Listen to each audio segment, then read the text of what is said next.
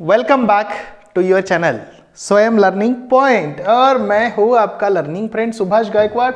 आज हम देखने वाले हैं रेशो एंड प्रोपोर्शन का लेक्चर नंबर 25। लेक्चर नंबर 24 थोड़ा बढ़ा था, आपने पूरा देखा होगा, आपको थोड़ी मजा आई होगी, आपको कॉन्सेप्ट समझ में आए होंगे। अब हम कंटिन्यूड प्रोपोर्शन क्या है उसको जरा समझेंगे आज के इस लेक्चर में। Let us consider the ratios 4:12 and 12:36। ये रेशो को कंसिडर करते हैं। They are equal ratio. क्या आपको लगता है इक्वल रेशो है वो? चलो करके देखते हैं। तो देखिए क्या है, 4/12 इज इक्वल टू 12/36। इक्वल है या नहीं वो चेक तो करना पड़ेगा। 4 1 जा 4 3 जा 12 1 जा 12 3 जा, यानी इक्वल रेशो है। Good, they are equal ratio. In the two ratios the successor is what that called as a second term of the first ratio is equal to the predecessor, यानी first term. What is the first term called as a predecessor and what is the second term called as a successor? यहां 12 आप देखिए तो it is common, 12 is common, got it? Okay, of the second ratio, got it? Hence 4 12 36 are said to be in a continued proportion. इसका हम इस प्रकार भी बोल सकते हैं कि A/B is equal to B/C। क्या बोल सकते हैं?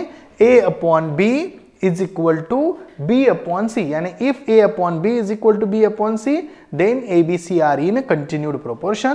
हम ऐसा भी लिख सकते हैं कि if AC, क्योंकि B into B B square हो गया, और A/B यानी AC is equal to B square, then dividing both sides by BC we get, कैसे डिवाइड करेंगे जैसे मैं आपको बता रहा हूं। देखिए AC is equal to B square।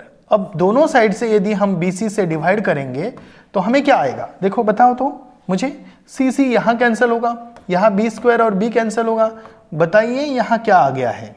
What here the answer is A/B is equal to B/C, यानी कंटिन्यूड प्रोपोर्शन। बात सिंपल ही है। If AC is equal to B square then ABC are in continued proportion. यानी तीन चीजें समझनी। A/B is equal to B/C, continued proportion. If ABC are in continued proportion, then A/B is equal to B/C, or B square is equal to AC, या AC is equal to B square, whatever that is equal. When ABC are in continued proportion, then B is known as a geometric mean. उसको एक अलग नाम दिया गया है, geometric mean. उसको हम क्या बोलते हैं? Geometric mean. आपको पूछा गया, 3 नंबर दिए गए, उसमें एक x है और बोला गया है कि that x is a geometric mean, तो इसका स्क्वायर इज इक्वल टू बचे हुए 2 का प्रोडक्ट, ये इक्वल रहेगा of means geometric mean of A and C और mean proportional of A and C। उसको 2 नाम दिए गए हैं, प्यार से उसको हम ज्योमेट्रिक मीन भी बोलते हैं और थोड़े प्यार से और मीन प्रोपोर्शनल भी बोलते हैं। यानी आपको क्वेश्चन में पूछा जाएगा ज्योमेट्रिक मीन या मीन प्रोपोर्शनल या कंटिन्यूड प्रोपोर्शन, ये तीनों टर्म जो है वो एक दूसरे के साथ को रिलेटेड है, यानी एक ही टर्म है, ऐसा समझ लीजिए थोड़ी देर के लिए। Hence all the following statements convey the same meaning. A/B is equal to B/C, यानी B square is equal to AC, या ABC are in continued proportion। तीनों का मतलब एक ही है और हमें इसी को सॉल्व करना आसान जाता है यदि आपको समझ में आ गया। B is a geometric mean of A and C, इसको भी हम ऐसे ही समझते हैं। B is a ये समझ लीजिए, this one and this one, ये 3 और ये चौथा वाला। B is the geometric mean of A and C, B is the mean proportional of A and C. We can generalize the concept of continued proportion, that is A/B, B/C, C/D, D/E, E/F, and then A, B, C, D, E, F are said to be continued proportion। कहाँ तक भी आप लेके जाओ, आपकी मर्जी है। आप समझ रहे हो? इसका स्क्रीनशॉट निकालिए। बाय द वे तुम्हारे टेक्स्ट बुक में होंगे, लेकिन क्या है कि टेक्स्ट बुक में होता है। अब यहाँ से आप उसको कॉपी करोगे अच्छे तरीके से, समझ लोगे। इसको ध्यान में रखना है दिमाग में 2-3 बार। आज का दिन जो है ना, आज का दिन बस continue proportion, continue proportion, continue proportion, a upon b is equal to b upon c is what continue proportion, okay, या b square is equal to a c, या a b c are in continued proportion, meaning is the same that b is a mean proportional. अभी आपको पूछा गया कि b is a geometric mean of a and c, तो आप कैसा लिखोगे? आप लिखोगे b square is equal to a c. यहां पूछा गया b is a mean proportional of a and c, आप लिखोगे b square is equal to a c. Calculation के लिए बात कर रहा हूं, यदि आपको कैलकुलेशन नहीं करना है तो आप ऐसा भी लिख सकते a upon b is equal to b upon c, meaning is the same, meaning is the same. या आप ऐसा भी बोल सकते हो कि a b c are in continued proportion. Got it? Hope so. तो अब हमारी बारी है सॉल्व्ड एग्जाम्पल को सॉल्व करने की। पेज नंबर 74 और 75 के ऊपर कुछ क्वेश्चंस है, आप उनको देख लेना और यहां मेरे साथ भी देख लिया तो अच्छा रहेगा। मैं फटाफट से आपको बताऊंगा। If x is a geometric mean of 25 and 4 then find the value of x। क्या पूछा गया? मैंने क्या बोला था आपको? सॉल्यूशन में आप कैसे लिखोगे? x is the GEOMETRIC geometric mean of 25 and 4. If this is so, then you can easily understand, therefore x square is equal to 25 into 4. अब मुझे बताओ कि x is equal to 5 into 2, यानी x इज इक्वल टू क्या आएगा बेटा? 10 आएगा। Is it? Taking square root हमें क्या करना है? हमें क्या करना है? हमें किसकी वैल्यू निकालनी है? हमें x की वैल्यू निकालनी है। X square is equal to 25 into 4 है, क्योंकि x is a geometric mean of 25 and 4। Geometric mean का मतलब ही ऐसा है कि it is a square of the remaining means product of remaining two numbers। समझ रहे हो? गुड। और यहां से आगे जाते हैं। यहां दिया गया है if 4a square b 8ab square and p are continued proportion, okay, then find the value of p, find the value of p, okay, 4a square b 4a square b 8ab square is equal to 8ab square upon p। क्यों ऐसा किया मैंने? क्योंकि उन्होंने continued proportion बोला है, तो हम ऐसा ही लिखेंगे ना। आप समझ रहे? कंटिन्यूड प्रोपोर्शन का मतलब है कि this one upon this one is equal to this one upon this one, because continued proportion में ये जो b टर्म है, यहां b टर्म 8ab स्क्वायर दिया है, तो यहां ऐसा ही लिखेंगे। This is what the given, is it clear? और जब कैलकुलेशंस करोगे तो क्या होगा? 4a square b into p is equal to 8ab square into 8ab square। अब मुझे बताओ कि p is equal to 8ab square into 8ab square। मैं थोड़ी देर के लिए कैलकुलेशन नहीं कर रहा हूं। 8a square b, मैं थोड़ी देर के लिए कैलकुलेशन नहीं कर रहा हूं। क्यों? मैं आपको बताऊंगा।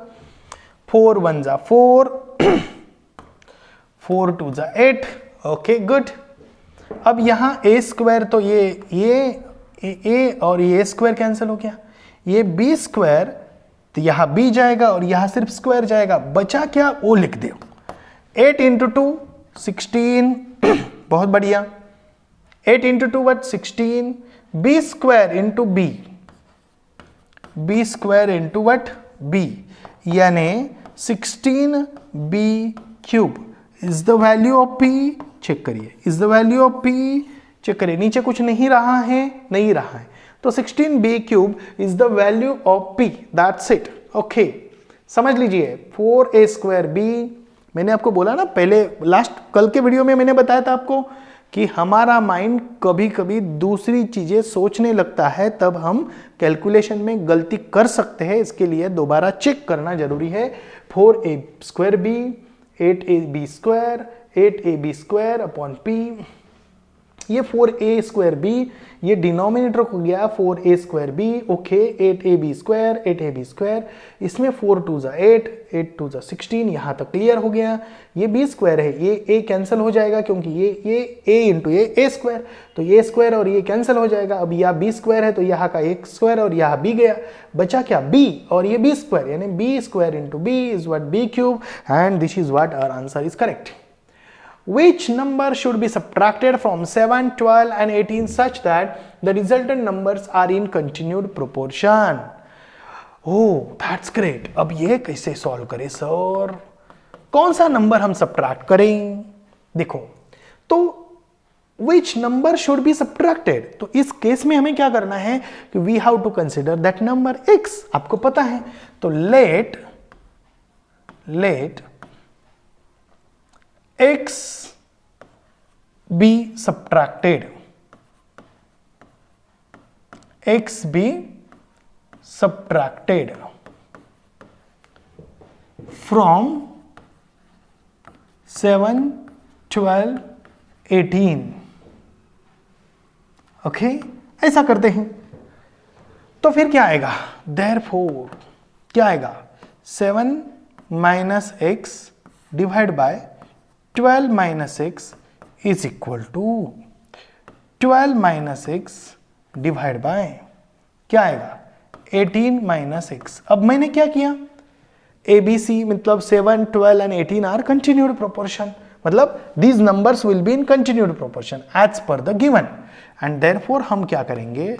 12 माइनस एक्स होल ब्रैकेट का स्क्वायर, यानी ज्योमेट्रिक मीन या मीन प्रोपोर्शनल, इसका क्रॉस मल्टीप्लीकेशन भी करोगे तो चलेगा। 7 माइनस एक्स और 18 माइनस एक्स। अब आपकी बारी है कैलकुलेशन करना और आपको ये सॉल्व करना है। Can you do it? Okay, इसका स्क्वायर करो, ये आएगा 144 माइनस, सर कैसा करें? बोलो कैसा करें? a² minus 2ab plus b²। अब मैं क्या कर रहा हूं? a² यानी 12 का square minus 2 into 12 into X plus x² is equal to, समझ रहे हो क्या किया मैंने? What I did here, I did this calculations this way. इसको मैं बाजू रख देता हूं थोड़ी देर के लिए। That I used here a² minus 2ab plus b²। मैं डायरेक्टली यहाँ 24x लिख सकता था, लेकिन मैंने आपके लिए लिखा, कोई प्रॉब्लम नहीं है क्योंकि और एक स्टेप यहाँ बन सकती हैं। 7 इंटू 8 कितना होता है सर? ये 18। 7 इंटू 18, मैंने बोला अवेयरनेस जरूरी है। 56, 7 एंड 126। ओके, 18 7 126, तो यहाँ मैं लिखूँ 126। आपको कोई तकलीफ तो नहीं है? बिल्कुल नहीं है। माइनस में 7x लिखूँ, माइनस में 18x लिखूँ और प्लस में x² को भी लिख दो। चलो फटाफट से ये काम हो जाएगा। आपको पता है कि यहाँ x² है, यहाँ x² है, दोनों उड़ा देंगे, फटाफट से उड़ा देंगे ताकि अच्छा रहेगा। जब हम उड़ाते हैं तो अच्छा रहता है। Minus 24x is equal to 126 minus, अब मुझे बताइए कि 18x ये हो गया 7x, तो यहां आएगा 25। यस और यस, 8 एंड 7 क्या होता है? 15 या 25 होता है। बहुत बढ़िया। तो मैं क्या हुआ कि मेरे दिमाग में एक सवाल आया था कि मैं वो मोबाइल को देख रहा हूँ। ओके, तो आप समझ रहे हैं, आपका भी ऐसा होता है। मैं आपको ये बीच बीच में इसलिए पढ़ा रहा हूँ ताकि आपको भी याद हो मैं ऐसी गलती करता हूँ, इस प्रकार या इसी प्रकार के अलग अलग गलतियां ब्रेन करता है, समझ रहे हैं। तो 8 7 मैं कैलकुलेशन कर क्या रहा हूँ, अब मैं भूल गया क्या कैलकुलेशन कर रहा हूँ। अरे मुझे एडिशन करनी है। ओह गुड, क्यों एडिशन करनी? क्योंकि ये दोनों माइनस है। गुड। 8 एंड 7 कितना होता है? 15 होता है। ओके, तो यहाँ कितना होगा? 25। मैं नीचे 25 लिखना चाहता था लेकिन मैंने 2 ऊपर लिख दिया। ओके, बाद में 2 और 1 करता मैं 35 लिख देता, इधर कैलकुलेशन कर देता। गलती हो गई। कहाँ गलती हो गई? सिली मिस्टेक हो गई। सिली मिस्टेक नहीं करना। ओके गुड, 25x हो गया। अब इसके आगे कुछ करने का नहीं है। अब क्या करें? अब कुछ नहीं करें। 144, अब आपकी मर्जी है, आप चाहे जो कर सकते हो, it's your choice, up to you. Okay good. तो यहाँ क्या करें? ये 126 जो है ना, इसको इधर लेके आते हैं, या 144 को उधर लेके जाते हैं। What is it that we can do? Okay, कुछ गलती तो नहीं हुई, चेक करिए गलती क्या हो गई है। यहाँ क्या किया है हमने? 7 माइनस एक्स, 18 माइनस एक्स, 7 18 जा 126, यहाँ माइनस 7x, यहाँ माइनस 18x। ओके गुड, अब तो बात हो गई है, बन गई है। चलो फटाफट करिए। तो 144 minus 24x, okay, minus, okay, plus 25x is equal to 126 minus 144। Calculation करिए, कैलकुलेशन करिए। Okay good.